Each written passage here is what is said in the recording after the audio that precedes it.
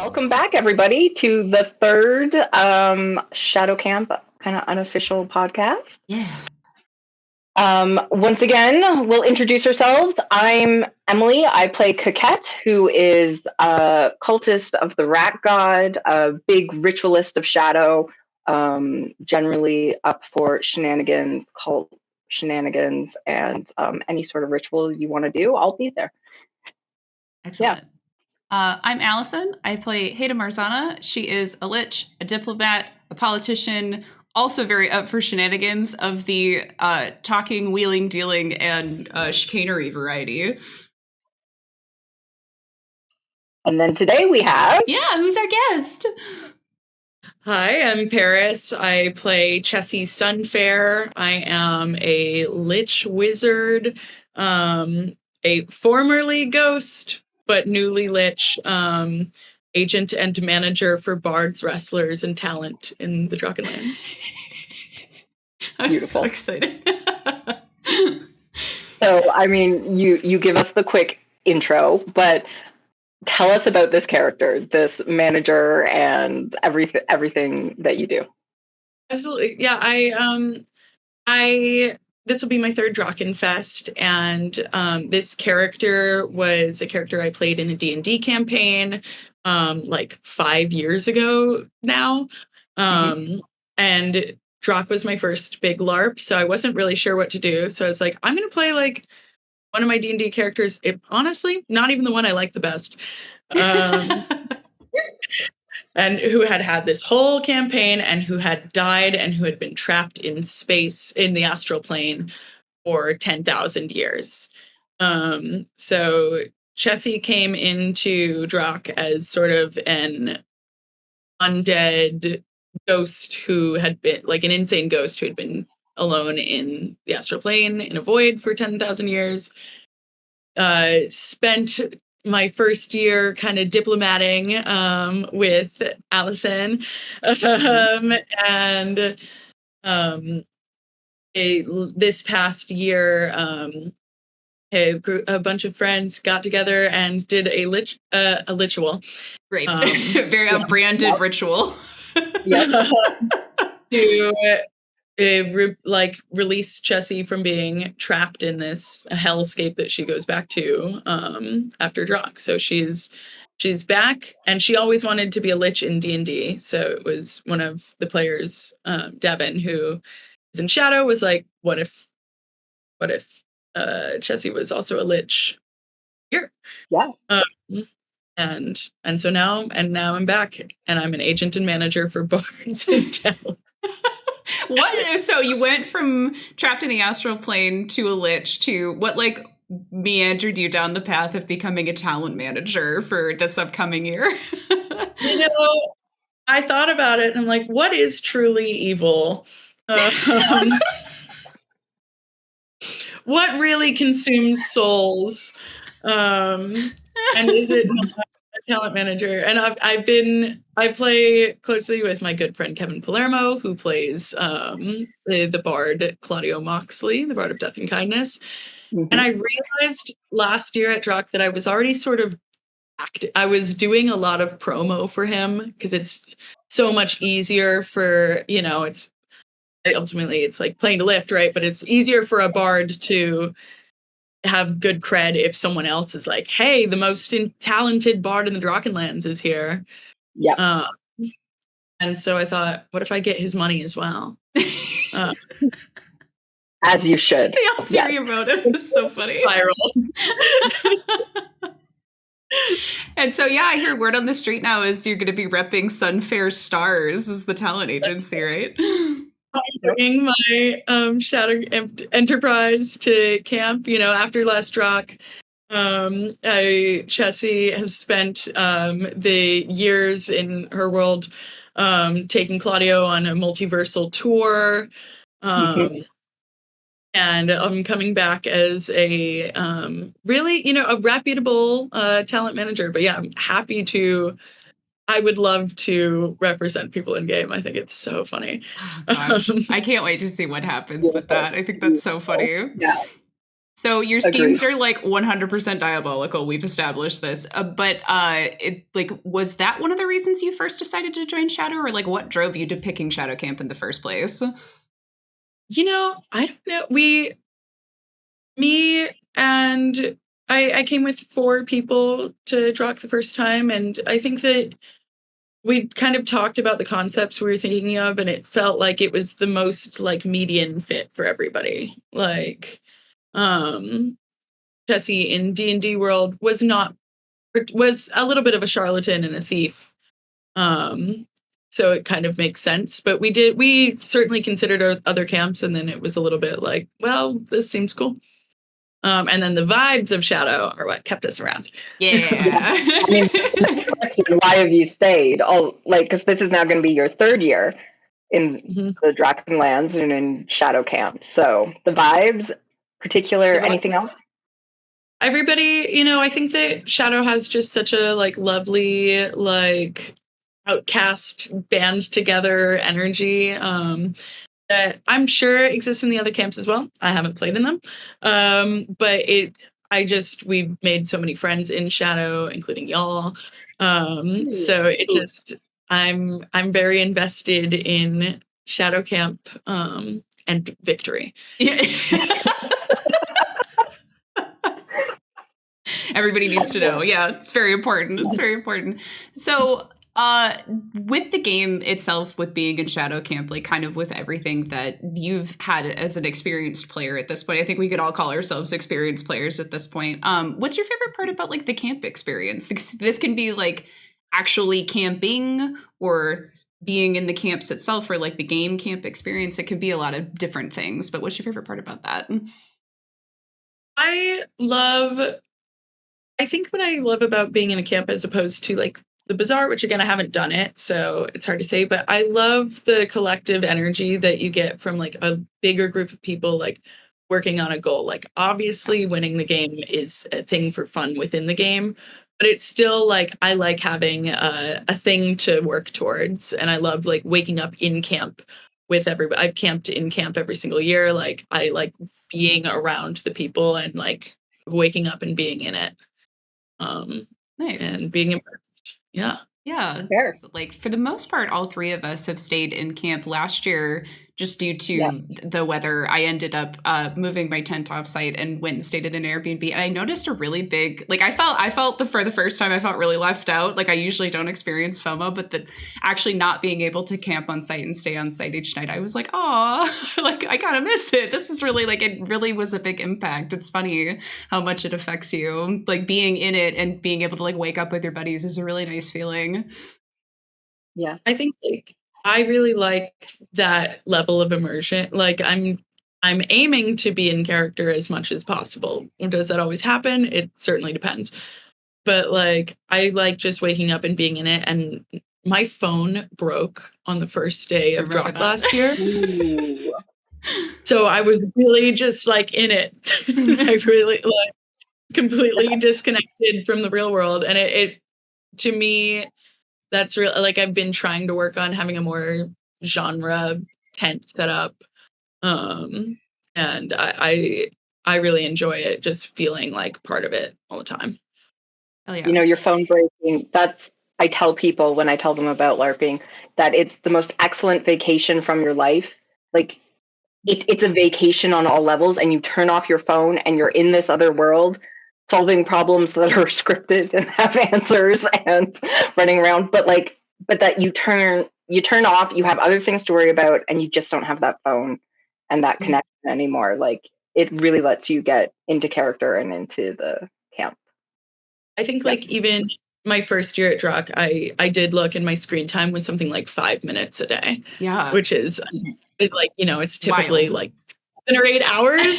So it's really like it's really nice to like just run around and play games and play pretend. Yeah.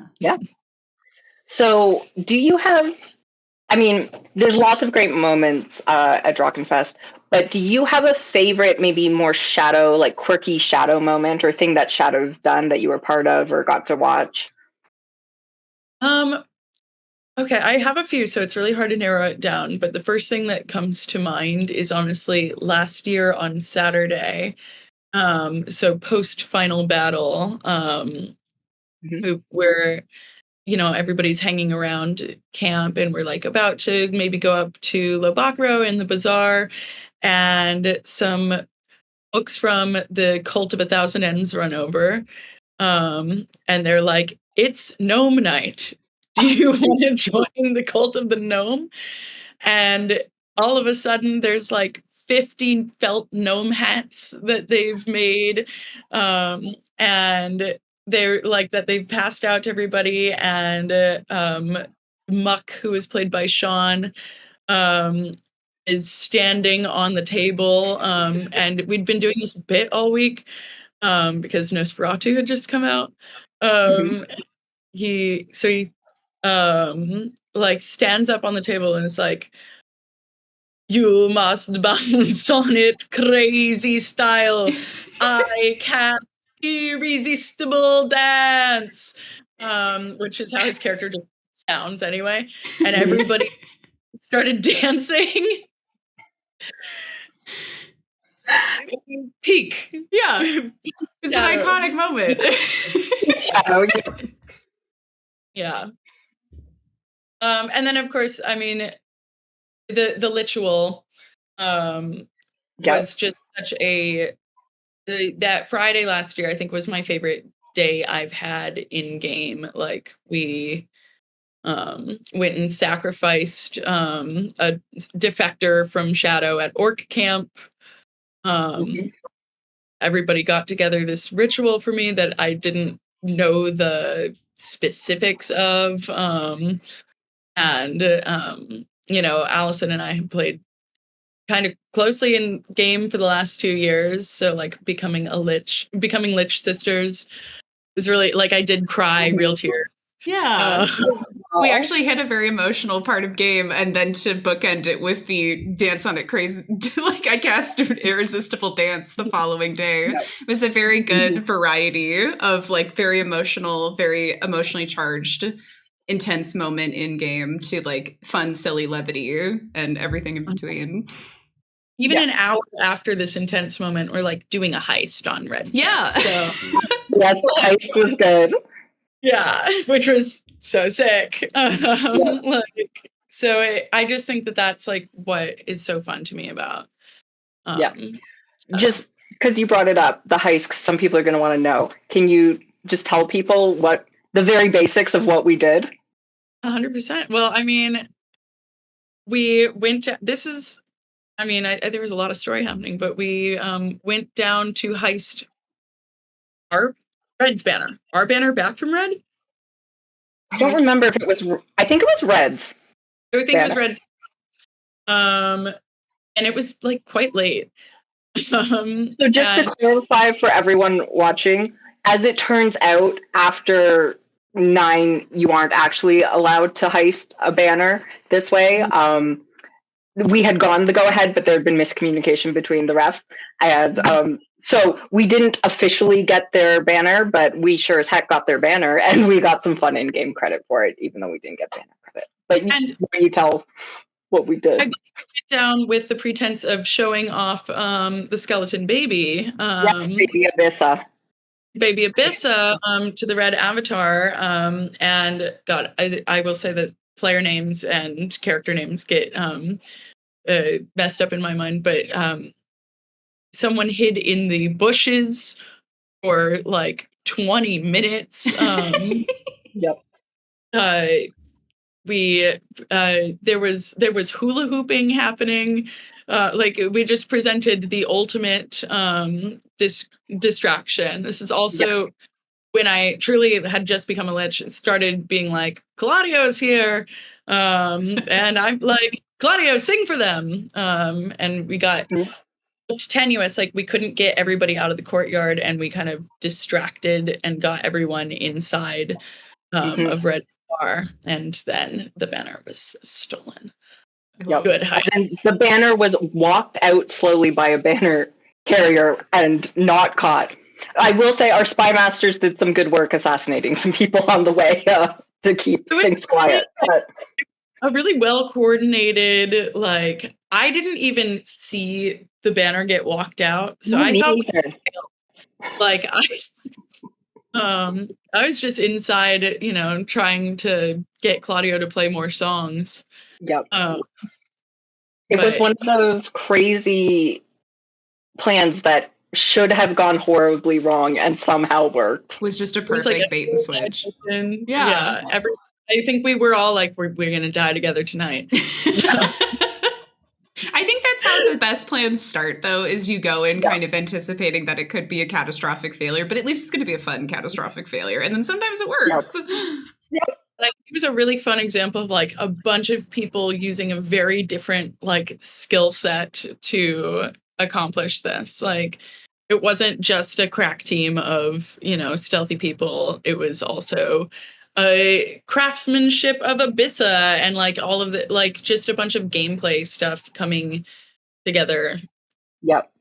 To make the perfect heist. Yeah, coming together beautifully. I wasn't present for this one, but I loved being told the story after the fact. It's still always so fun to hear about it. Yep. It was a good one. It was a good moment. Yeah. So we've touched on the ritual a couple different times, and this next question is going to tie into that. But you were Chancellor Unseelie last year, or like Shadows very specifically, our ritual master, which is it's a leadership role that like only Shadow gets. How did that come about? Because you didn't start that way. The circumstances of the ritual were such that this is a favor that Justin, who plays Roman, had asked of the Shadow Avatar. I is what he's told me. Again, I wasn't there. But so it was a favor that his character had asked, was to, as part of something else we were doing that is top secret and I'm not going to talk about on the podcast. He wanted to help Chessie become released. So, and just to hop in here to clarify, Roman was the original Chancellor Unseelie. Yeah, for Shadow Camp. He's who we started with. And so he, in the process of this ritual, Chessie had to kill Roman. Not permanently, but killed him and took his immortality from him. Whoops, sorry, Justin. Sorry, Roman, my bad. You actually stole Justin's immortality on top of it. But within all that, you know, I took it over. Honestly, it's all a blur. You took his immortality, you took his job. All I'll tell you is, you know, this was Friday night. So like, and basically immediately, it was like, all right, and we need to do a ritual to like secure some eggs. No preamble, get in the circle, get to work. Yeah. You handled it really beautifully though. Yeah, you did. I was a Chancellor Unseelie for about a day and a half. I loved doing it. I think it is so fun. We did, I think, over 10 rituals Saturday morning. Oh my God. I didn't know that. Like 15. From mundane, like, you know, there's a lot of rituals that just need to happen to like get our banner back or secure an egg. A lot of that is rituals. And then also we did a ritual of destruction by getting a bunch of items from different meaningful items from players in camp and setting them on fire. And it was raining, of course. It was a real crash course in leading rituals. I'd participated in some, but it was my first time leading them. And we just threw you into the ring and you did great. It was great. I mean, doing a ritual with you, Emily, my first year was like, so like also a huge like character moment for me in my first year. So I've been awakened to the power of rituals. They're fun. They are really fun. I think they're underrated. Yeah. Like maybe not in Shadow Camp as much as elsewhere, but like even within Shadow, I think people kind of sleep on how fun they can be and how impactful they can be. Yeah. I think it's a really, you can make it meaningful. You can it's a really great way to kind of inject magic into something that could just be a conversation, but why not have everybody like give a little speech, give a little something.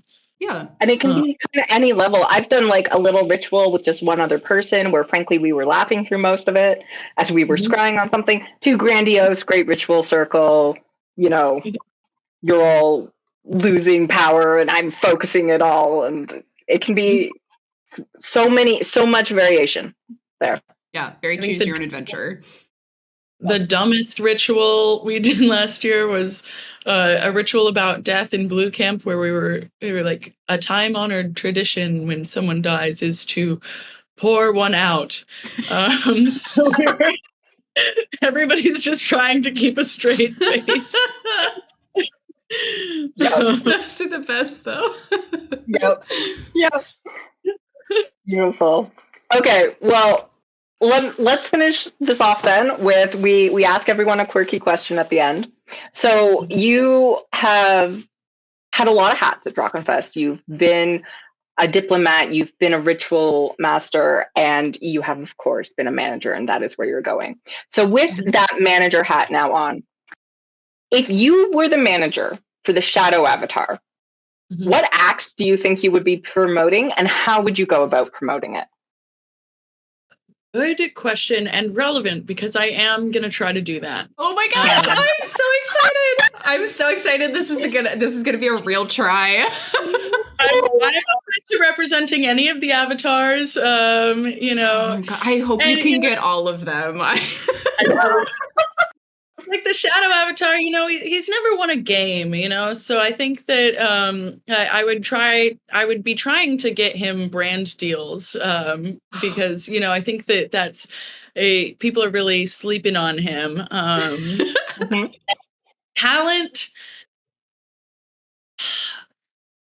I think that's going to have to come from him. I'm open to pitches. I'm like, I think some sort of like, I'm trying to think too, some sort of like game, I'm not thinking like poker necessarily, but he does have he has a very good poker face. He's very stoic. Anything like that, I think could be really well suited. Professional card like dealer, yeah. I think that the stoicness does lend itself to the runway. Yes, that's very good too. I could see, a watch advertisement, something like that. It's ultimately it's whatever however you end. Yeah. However he wants to make the money, it doesn't matter to me. Yeah. Okay, and diabolical. Any particular brands you'd be searching out for him? I mean, Cursed Coffee to me has got the some of the best name recognition in the Drachenlands. But we'll just have to see. You can't give away too many trade secrets, right? But I am. If anybody is interested in engaging in absolutely villainous agent, but it could be fun. I'm happy to represent anybody, and I do plan on having an open call for talent in game. Excellent. Oh my gosh, I'm so looking forward to seeing how this bears fruit, because I think it's like, to me, it seems like a very unexpected route for the game as a whole, but it feels very on brand for you, Paris, as a player, to be interacting with it this way. I'm so excited. I never thought I would, I looked at other things that are mapping like real world, like a bank or something like that, and I was like, couldn't be me. And now I'm like, I'm all in capitalism. Beautiful. Yeah, it's beautiful. Thank you so much for coming to talk to us today. Yeah, thank you, Paris. Yeah, this is lovely. We can't wait to see what happens with you, with your management business, with your newly enacted Lich career and life in game. Yep. Yeah, thanks for coming and talking to us. It was lovely. Yeah, lovely. What a delight. Okay. And we'll see you in a couple months in game. Yeah. See what all happens.